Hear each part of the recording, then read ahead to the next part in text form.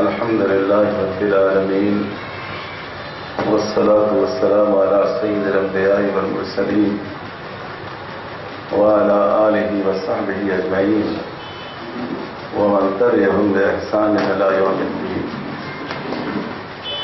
قال النبي صلى الله عليه وسلم: كسب الحلال فريضة بعد الفريضة، أو كما قال رسول الله صلى الله عليه وسلم. حضرات علماء کرام، محترم بزرگوں، دوستوں اور دینی بھائیوں، ایک بہت ہی اہم موضوع پر آپ کی یہ بیٹھک رکھی گئی ہے. عام طور پر ہم لوگوں نے، عام مسلمانوں میں یہ تصور پیدا ہو گیا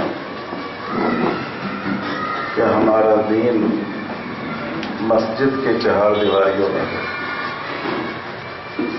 جب ہم نماز پڑھتے ہیں تو ایک ایک عمل کے بارے میں اللہ کا حکم اور رسول اللہ صلی اللہ علیہ وسلم کے طریقے کو جاننے کی کوشش کرتے ہیں. آپ نے سجدہ کیسے فرمایا، آپ نے رکوع کیسے کیا، آپ نے کس موقع پر کون سا ذکر پڑھا، ایک ایک عمل کی نقل کی جاتی ہے. لیکن جب ہم کاروبار کی دنیا میں آتے ہیں، جب معاملات میں آتے ہیں، جب کسب معاش میں آتے ہیں، تو ہم سمجھتے ہیں کہ یہاں ہمیں جو طریقہ لوگوں میں چل رہا ہے اس طریقے پر عمل کرنا چاہیے. اس میں دین کو دخل نہیں دینا چاہیے. چلو تم ادھر کو، ہوا ہو جدھر کی. اسی لیے ہمارے مالی معاملات میں مسلمانوں اور غیر مسلموں کی پہچان ختم ہو جاتی ہے. یہ بات اسلام کے مزاج کے بالکل خلاف ہے. رسول اللہ صلی اللہ علیہ وسلم جب ہجرت کر کے مدینہ تشریف لائے تو آپ نے مسجد نبوی کی بنیاد رکھی تاکہ مسلمانوں کی عبادت کا ایک مرکز ہو. آپ نے اس مسجد سے متصل ایک چبوترا بنوایا جو اسلامی تاریخ کا پہلا مدرسہ تھا، مدرسہ صفہ، تاکہ لوگوں کے دینی تعلیم کا انتظام. یہ دو باتیں اکثر نقل کی جاتی ہیں، لیکن حضور صلی اللہ علیہ وسلم کی زندگی کا ایک تیسرا واقعہ بھی ہے کہ آپ نے مدینہ منورہ میں سوق المدینہ، مدینہ مارکیٹ کی بنیاد رکھی. وہاں یہودیوں کے 3 قبائل تھے، بنو قینقاع، بنو نذیر اور بنو قریظہ. انہی کے بازار تھے. سارے لوگ اسی مارکیٹ سے خرید و فروخت کرتے تھے، اپنا مال بیچتے تھے، اپنا مال خریدتے تھے. اور یہودیوں کے مزاج میں سورخاری اس طرح داخل تھی جیسے رگوں میں خون دوڑتا ہے. رسول اللہ صلی اللہ علیہ وسلم نے اس لیے مجھے میں بات نہیں کر سکوں گا. رسول اللہ صلی اللہ علیہ وسلم نے اسی لیے مسلمانوں کا الگ مارکیٹ بنایا اور اپنے رفقا کو ہدایت دی، ترغیب دی کہ وہ اپنے مال اس مارکیٹ میں اتاریں اور یہاں فروخت کیا کریں. اور صرف آپ نے مارکیٹ قائم کر کے چھوڑ نہیں دی، بلکہ آپ نے وقتاً فوقتاً آپ اس کا انسپیکشن بھی کرواتے تھے. ایک بار آپ تشریف لے جا رہے تھے، دیکھا گیہوں کا ایک بڑا ڈھیر ہے. آپ نے اندر ہاتھ ڈالا، تھوڑا سا گیہوں نکالا اور آپ نے دیکھا کہ اوپر کے گیہوں جتنے اچھے ہیں اندر کا گیہوں اتنا اچھا نہیں ہے. تو آپ صلی اللہ علیہ وسلم نے تنبیہ فرمائی کہ ہمیں سامان اس طرح نہیں بیچنا چاہیے کہ جو گاہک ہو وہ دھوکہ کھا جائے۔ پھر آپ نے اپنی اس مارکیٹ کے لیے اور تجارت کے لیے اصول و آداب بھی مقرر فرمائے۔ جیسے آج کل آپ دیکھتے ہیں کہ بڑی کمپنیاں جو پیداوار ہوتی ہے اس کو اٹھا لیتی ہیں، اس پر ان کی مونوپولی قائم ہو جاتی ہے اور پھر وہ جس قیمت میں چاہیں اس کو فروخت کرتے ہیں۔ جب کاشتکار پیداوار حاصل کرتا ہے تو مثلاً اس کی قیمت 50 روپے کے جی ہوتی ہے، لیکن جب کمپنیاں اپنے ہاتھ میں لے کر مال کو مارکیٹ میں لاتی ہیں تو اس کی قیمت 500 روپے کے جی ہو جاتی ہے۔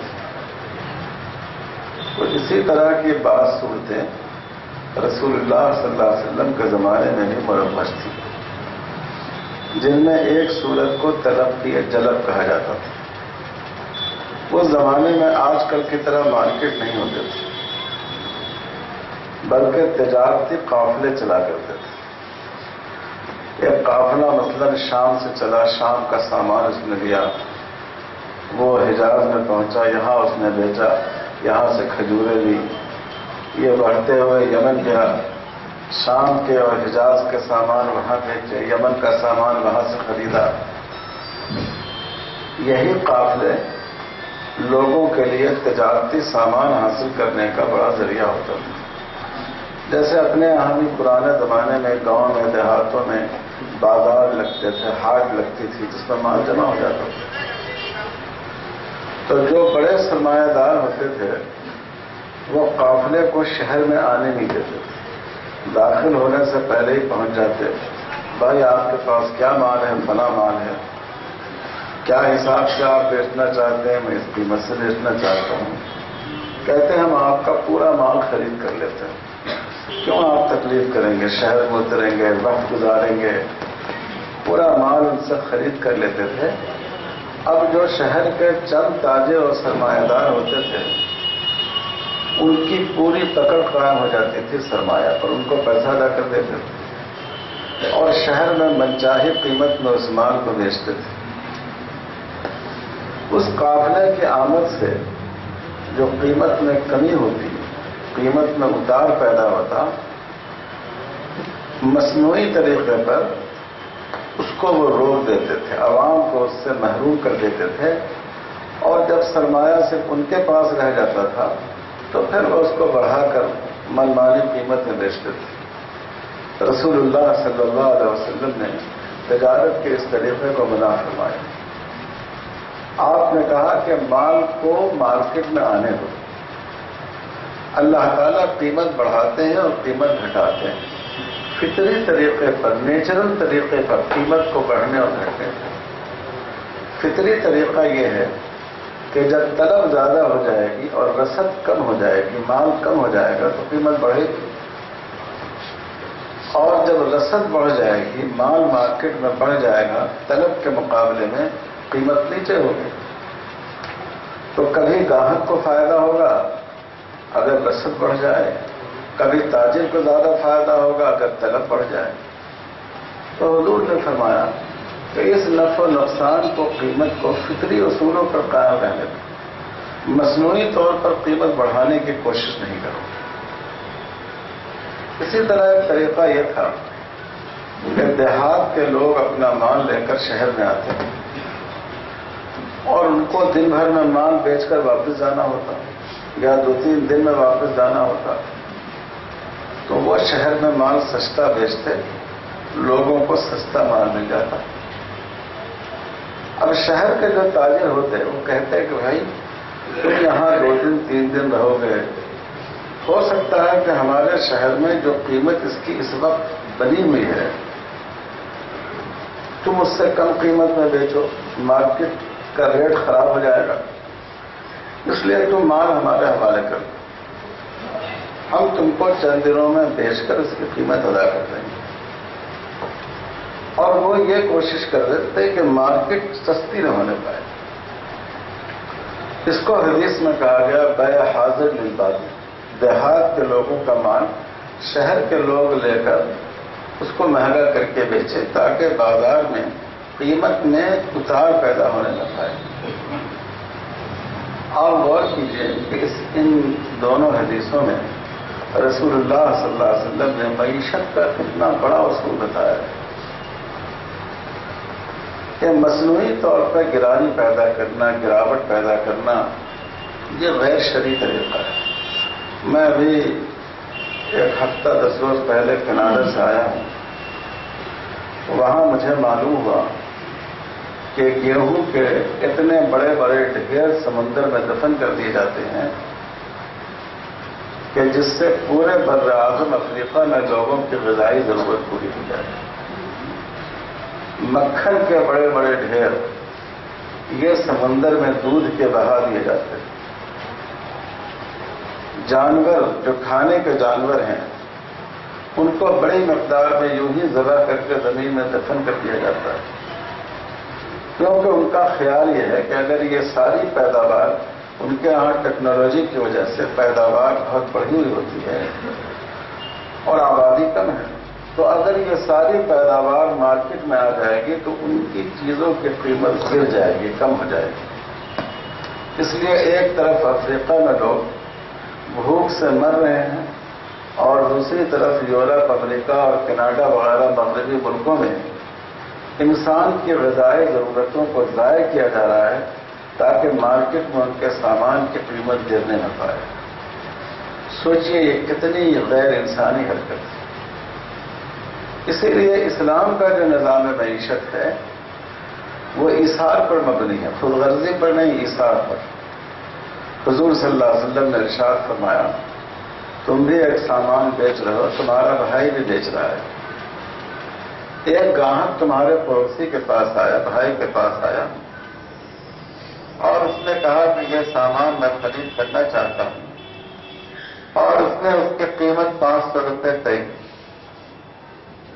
آپ نے دیکھا کہ گاہک اس کے پاس جا رہا ہے، آپ نے کہا بھائی تم مجھ سے لے لو، میں 400 روپے میں دے دوں گا۔ حضور صلی اللہ علیہ وسلم نے اس سے منع تھا۔ آپ نے فرمایا کہ یہ غیر اخلاقی ہے۔ لوگوں میں معیشت اور کسب معاش کے معاملے میں بھی خود غرضی نہیں ہونی چاہیے، یہ جذبہ نہیں ہونا چاہیے کہ دوسرے کو نقصان پہنچا کر ہم فائدہ اٹھائیں۔ لیکن موجودہ جو کیپٹلزم ہے، سرمایہ دارانہ نظام ہے، اس کی بنیاد خود غرضی پر ہے۔ یہ میں نہیں کہہ رہا ہوں، خود سرمایہ دارانہ نظام کے ماہرین کہتے ہیں کہ معیشت خود غرضی سے ترقی کرتی ہے، دوسروں کی رعایت سے، اثار سے ترقی نہیں کرتی۔ تو یہ ایک بنیادی فرق ہے اسلام کے اور غیر اسلامی نظام کے مزاج کا۔ تو ہمیں اسلام نے کسب معاش فضیلت دیا ہے۔ رسول اللہ صلی اللہ علیہ وسلم نے ارشاد فرمایا، میں نے حدیث آپ کے سامنے پڑھی کہ رزق حلال کا حاصل کرنا فرض نماز کے بعد سب سے بڑا فریضہ ہے۔ خود قرآن میں اس کا اشارہ موجود ہے۔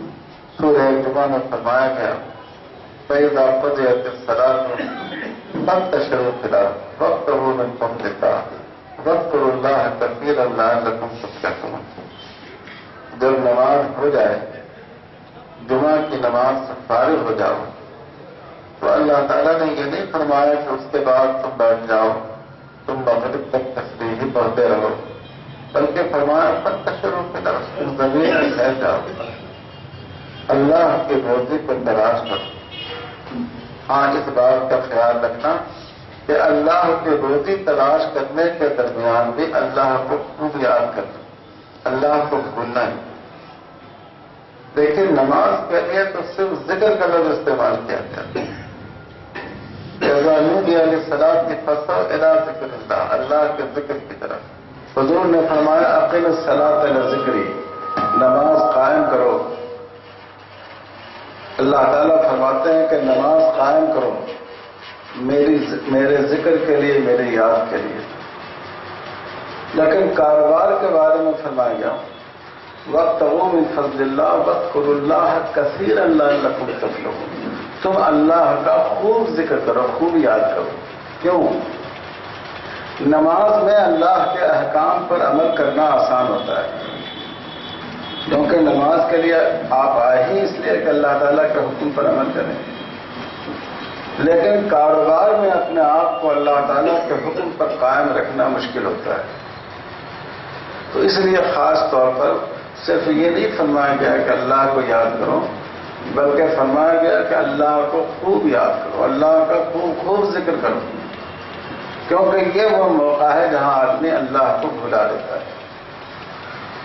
تو یہ بڑا اہم شعبہ ہے۔ حضرت امام محمد رحمۃ اللہ علیہ کی ایک کتاب ہے، کتاب الکسب، جس میں انہوں نے بیان کیا ہے کہ کمانے کے کیا طریقے ہیں اور کمائی کو خرچ کرنے کے کیا طریقے ہیں۔ تو ایک بار ان کے شاگردوں نے ان سے کہا کہ حضرت آپ نے ہر موضوع پر کتاب لکھی، نماز پر، روزے پر، حج پر، زکوٰۃ پر، آپ نے زہد پر کوئی کتاب نہیں لکھی، تقوی پر کوئی کتاب نہیں لکھی۔ امام محمد نے فرمایا کہ ہاں میں نے لکھی ہے۔ شاگردوں کو حیرت ہوئی، کیونکہ کتاب الزہد کے نام سے کوئی کتاب ان کی موجود نہیں ہے۔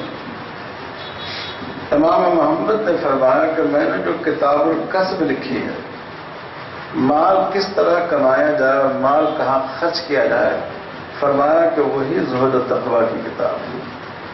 اگر آدمی اپنے مالی معاملات میں اپنے آپ کو اللہ کے حکم پر قائم رکھ لے، وہ سب سے بڑا متقی ہے۔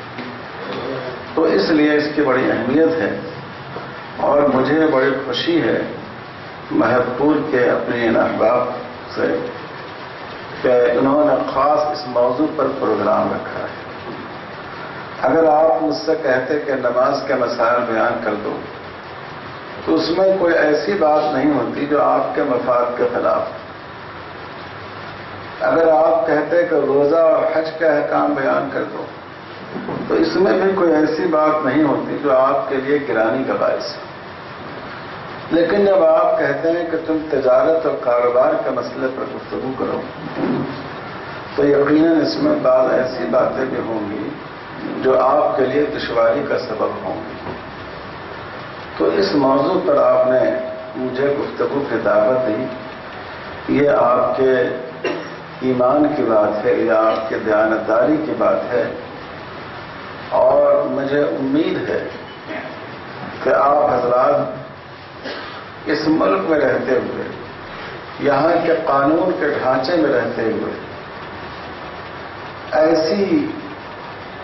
ایسے ادارے کی تشکیل میں کامیاب ہوں گے کہ جو بہت سے مسلمانوں کے لیے نمونے کا کام کریں اور وہ سود کی لعنت سے بچ جائے۔ خود ایک عمل کر لینا ایک نیکی کا کام، لیکن ایک ایسے نظام، ایک ایسے سسٹم کو قائم کر دینا جس سے بہت سے لوگ گناہوں سے بچ سکیں، یہ بڑی فضیلت کی بات ہے۔ آپ نے اپنے گھر کے دروازے پر نماز پڑھ لی، یہ بھی ثواب کا کام ہے، لیکن اگر آپ نے مسجد بنا دی جس میں بہت سے لوگ نماز پڑھیں، تو ظاہر ہے کہ اس کا اجر و ثواب بہت زیادہ ہوگا۔ تو مسلمان تاجروں کی یہ ذمہ داری ہے کہ ہم کوشش کریں کہ ہم خود ایسے ادارے بنائیں جس کے ذریعے ہم سود سے بچ سکیں اور اپنے دوسرے بھائیوں کو سود سے بچا سکیں۔ میرے پاس اس وقت 2 سوال نامے ہیں۔ ایک سوال نامہ مجدد الفسانی اکیڈمی کا ہے، جس کے مشرف ہمارے عزیز دوست مفتی محمد اشرف صاحب ہیں، اور جس کے معتمد ہمارے ایک دوسرے عزیز دوست جناب ابوالحسن ناگوری صاحب ہیں۔ ان کے اس سوال نامے میں 4 سوالات کا ذکر ہے۔ دوسرا ایک اور سوال نامہ ہے جو ہمارے مفتی اشرف صاحب کا مرتب کیا ہوا ہے، اس میں 11 سوالات ہیں۔ پہلے سوال نامے میں کچھ اصولی باتیں دریافت کی گئی ہیں، اور دوسرے سوال نامے میں کچھ جزوی مسائل دریافت کیے گئے، لیکن ظاہر ہے کہ یہ مسائل ایسے ہیں کہ اگر آپ غور سے توجہ سے جاگ کر کہ آپ کی آنکھیں بھی جاگتی ہوں، آپ کا دماغ بھی بیدار ہو اور آپ کا کان بھی متوجہ ہو، اگر اس طریقے پر آپ نہیں سنیں گے تو میں سمجھا نہیں پاؤں گا اور شاید آپ بھی اس کو سمجھ نہیں سکیں گے۔ اس لیے میری ایک درخواست یہ ہے کہ تھوڑا سا پوری توجہ کے ساتھ آپ حضرات اس کو سنیں اور اس جذبے کے ساتھ سنیں کہ آپ اس کو عملی شکل دیں گے۔ اس میں پہلے میں کچھ اصولی بات عرض کرتا ہوں جس سے انشاءاللہ بہت سے سوالات کے جوابات اس میں خود نکل آئیں گے۔ ایک مسئلہ یہ ہے کہ موجودہ جو بینکنگ نظام ہے اور اگر اسلامی طریقے پر کوئی بینکنگ کا نظام قائم ہو تو اس کے طریقہ کار میں بنیادی طور پر کیا فرق ہوگا؟ دیکھیے، بینک کیا کام کرتا ہے؟ جن کے پاس فاضل سرمایہ ہو، اپنی ضرورت سے زائد سرمایہ ہو، ان کا سرمایہ بینک اپنے پاس حاصل کرتا ہے، ایک طرح سے قرض لیتا ہے، ان کی رقم کی حفاظت بھی کرتا ہے، ان کو انٹرسٹ بھی دیتا ہے۔ اور جن کے پاس سرمایہ کی کمی ہے ان کو وہ سرمایہ بطور قرض کے دیتا ہے۔ جن کو قرض دیتا ہے ان سے سود لیتا ہے اور جن سے قرض لیتا ہے ان کو سود دیتا ہے۔ اصل کام بہت اچھا ہے کہ جہاں ضرورت سے زیادہ سرمایہ ہو اس کو وہاں سے نکالا جائے اور جہاں سرمایہ کی کمی ہو وہاں اس سرمایہ کو پہنچایا جائے۔ اس میں ایک فرد کا فائدہ نہیں ہے بلکہ پورے سماج کا فائدہ ہے۔ مثلا ایک شخص کے پاس 10 کروڑ روپے پڑے ہوئے، اس کو یہ معلوم نہیں کہ 10 کروڑ روپے کیسے خرچ کرے گا۔ یہ 10 کروڑ روپے آپ نے حاصل کیے اور ایک ایسے ضرورت مند شخص کو، ماہر شخص کو آپ نے دیا جو اس 10 کروڑ سے ایک اچھا کارخانہ کھول سکتا ہے۔ اس نے کارخانہ کھولا اور جس کے 10 کروڑ تھے اس کو فائدہ دیا، خود کارخانہ کھول کر اس سے فائدہ اٹھایا۔ ان دونوں کا فائدہ تو ہوا ہی، لیکن جب 10 کروڑ کے پیسے سے ایک کارخانہ کھولا جائے گا تو اس میں انشاءاللہ 900,000 آدمی کو جاب بھی ملے گی، ملازمت بھی ملے گی۔ تو سرمایہ والے کا بھی فائدہ ہوا، سرمایہ لینے والے کا بھی فائدہ ہوا اور سماج کو بھی اس کا فائدہ پہنچا کہ بہت سے لوگوں کو روزگار ملا۔ آپ کے شہر میں وہ مال تیار نہیں ہوتا تھا اس لیے مہنگا ملتا تھا۔ اب جب آپ کے شہر میں کارخانہ قائم ہو گیا تو ٹرانسپورٹیشن کا خرچ کم ہو جانے کی وجہ سے وہ چیز آپ کو سستی ملنے لگی۔ تو جو فاضل سرمایہ ہو اگر اس کو کام کرنے والوں تک پہنچا دیا جائے تو دونوں، نہ صرف دونوں کا فائدہ ہوتا ہے بلکہ سماج کا بھی فائدہ ہوتا ہے۔ اگر وہ 10 کروڑ انہی کے پاس پڑے رہتے تو نہ ان کو فائدہ ہوتا نہ سماج کو فائدہ ہوتا۔ یہ ایک اچھی بات ہے، لیکن اس کے لیے جو طریقہ کار بینک نے اختیار کیا وہ طریقہ کار غلط ہے۔ وہ طریقہ کار اختیار کیا سود کے لینے اور دینے کا، کہ جن سے ہم پیسہ لیں گے ان کو انٹرسٹ دیں گے اور جن کو پیسہ دیں گے ان سے انٹرسٹ لیں گے۔ ہم نے 1,000 روپے خدا نخواستہ انٹرسٹ لیا اور ہم نے 500-800 روپے ان کو دیا اور 200 روپے خود بچا لیا۔ یہ شریعت میں جائز نہیں ہے۔ یہاں سے اس میں بینکنگ کے اس نظام میں فساد پیدا ہو گیا۔ اور بہت سے لوگ کہتے ہیں کہ ہندوستان میں اسلامی بینکنگ ہم قائم کریں گے اور کیرالہ میں اسلامی بینکنگ قائم ہو گئی ہے، یہ سب غلط فہمی ہے۔ دیکھیے، ہمارے ملک کا جو بینکنگ قانون ہے یہ برٹش دور کا قانون ہے اور اس قانون کے مطابق بینک کوئی بزنس نہیں کر سکتا۔ یہاں تک کہ بینک کوئی پراپرٹی بھی نہیں خرید سکتا. اسی لیے آپ دیکھتے ہوں گے کہ جو بینک ہیں ہمارے وہ ہمیشہ کرائے کی عمارت میں رہتے ہیں. ان کو یہی کرنا ہے، پیسے لینا ہے، ان کو انٹرسٹ دینا ہے، پیسے دینا ہے، ان سے انٹرسٹ لینا